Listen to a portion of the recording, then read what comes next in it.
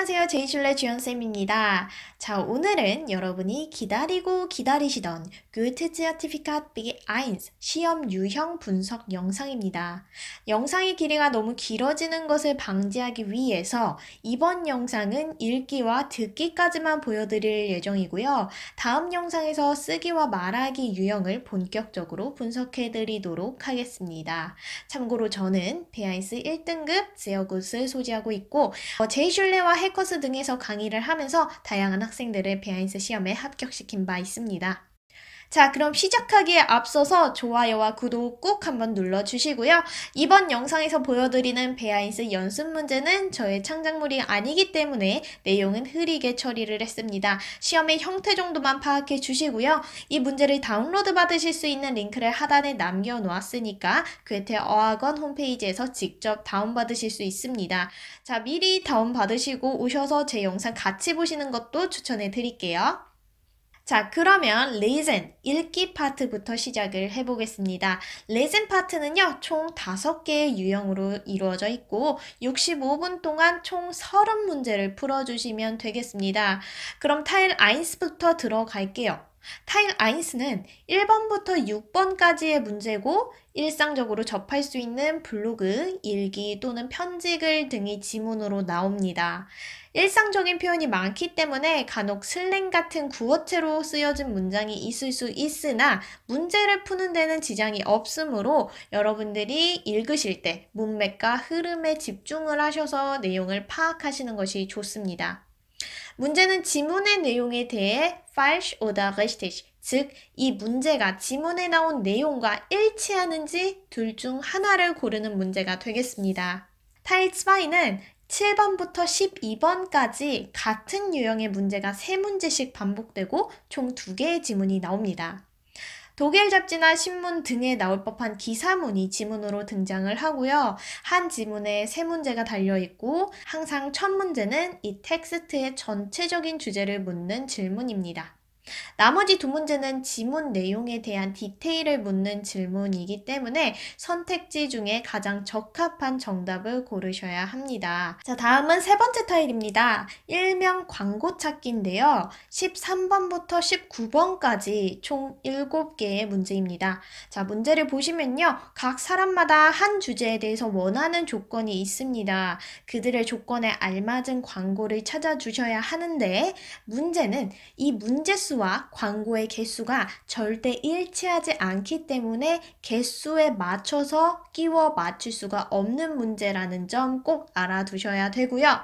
문제 설명을 읽어보시면 꼭 숙지해야 할 내용이 나와 있어요. 이 모든 광고는 딱 한 번씩만 사용될 수 있으며 문제 중 한 문제는 매칭되는 광고가 없습니다. 자, 이런 경우에는요, 답안지에 누 즉 숫자 0을 적어주시면 됩니다. 그 다음으로 문제를 풀기 전에 지시문을 읽어주셔야 하는데요. 자, 지시문을 보시면요. Nach dem Ende Ihres gemeinsamen Deutschkurses möchten Ihre Kolleginnen und Kollegen weiter Deutsch lernen und suchen dafür passende Möglichkeiten 이라고 나와 있죠. 자, 독일어 수업을 같이 들은 동료들이 계속해서 독일어를 배우고 싶어서 자신에게 알맞은 광고문을 찾고 있어요.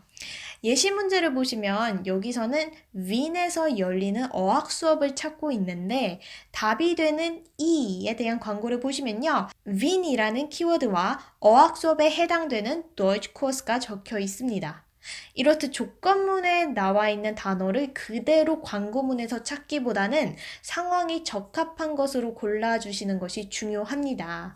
단어만 그대로 따라 광고지를 고르면 간혹 함정에 걸릴 수 있으니까 이 점 주의하셔야 합니다. 다음은 타일 V네요. 4번째 타일은 7명의 사람들의 짧은 의견을 읽고 이 사람이 이 해당 주제에 대해서 찬성인지 아니면 반대의 의견인지 골라주시면 됩니다. 자, 여기서 중요한 건요. 초반에 주제를 꼭 파악하신 후에 지문을 읽으셔야 돼요. 왜냐하면 이 문제처럼 für ein Verbot라고 나올 경우에는 금지에 대한 찬성과 반대를 구분하셔야 되는데 그냥 부정적인 표현이 들어갔다고 해서 반대 의견이라고 고르신다면 오답일 수가 있으니까 꼭 꼼꼼히 생각하시면서 골라주셔야 합니다. 50대 50 확률로 다 틀리기도 하고 다 맞기도 하는 유형이라고 할 수 있습니다. 마지막으로 5번째 타일입니다. 사용 설명서 혹은 이용 방법, 규정 등이 지문으로 나오고 이 지문에 기반한 네 문제를 풀어주시면 됩니다. 그리고 이건 꿀팁 중 꿀팁인데요. 여러분께 살짝만 알려드리도록 할게요. 자, 이 문제를 자세히 보시면 아시겠지만 많은 분들이 지문을 끝까지 읽기 전에 문제에 대한 키워드만 보시고 그 문단만 찾아가서 읽고 푸시는 경우가 많아요. 여러분도 그러려고 하셨죠?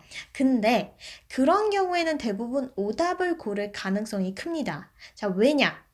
각 문제마다 선택지는 한 문단에서만 나오는 게 아니라 다른 문단의 내용도 한 문제의 선택지로 섞여 나오기 때문에 전체 텍스트를 이해하신 후에 문제를 푸는 게 중요한 거죠. 그래서 이 영상을 보시는 여러분들은 최소한 이렇게 틀리지는 않으셨으면 좋겠습니다. 네, 자, 그러면 여기까지 읽기 파트를 마무리하겠고요. 자, 그럼 바로 다음 듣기 파트로 넘어가겠습니다. 자, 듣기 파트는 총 4개의 타일로 이루어져 있어요. 첫 번째 타일은 짧은 텍스트를 2번 들려주고 2개씩 문제를 풀어야 하는 문제입니다. 자, 첫 번째 문제는요, 항상 사실 여부를 따지는 거고, 두 번째 문제는 내용의 디테일을 듣고 골라야 하는 문제인데요. 10초씩 미리 읽을 시간을 주는데, 이때 모든 텍스트를 미리 읽어 놓으셔야 듣는 순간에 바로 답을 골라내실 수가 있을 거예요. 자, 아시겠죠? 자, 그러면 두 번째 타일로 넘어갈게요. 두 번째 타일은 한 텍스트를 한 번만 들려줍니다. 총 5개의 문제가 달려 있는데 상황은 항상 어떤 가이드를 따라서 관광 명소를 투어하는 설정이에요. 이 설정은 바뀌지 않습니다. 가이드가 혼자 얘기하고요. 관광 명소에 대한 설명을 해주는데 이때 각 문제의 디테일을 잘 들으셔야 합니다. 아시겠죠? 자, 그 다음 세 번째 타일로 넘어갈게요. 세 번째 타일은 대화문을 한 번 들려주는 문제예요. 한 번 들려주다 보니까 여러분들이 첫 번째 들으실 때 처음부터 잘 들으셔야 됩니다. 어떤 특정 장소에서 남의 말을 엿듣고 있다는 설정이에요. 그 장소가 카페가 될 수도 있고 버스 정류장이 될 수도 있어요. 근데 이 문제에서는 지금 버스 정류장이라는 설정이죠. 자, 내 옆에 두 사람이 대화를 하는데 그 대화를 듣고 내용이 맞는지 틀린지 이 사실 여부를 골라주셔야 합니다. 자, 비교적 일상적인 주제가 나오고 함정이 적은 문제이기 때문에 이 파트는 아마도 수월하게 하실 수 있을 거예요. 그리고 대망의 마지막 타일입니다. 자, 마지막 타일은요, 라디오에서 토론 방송을 듣는 설정이에요.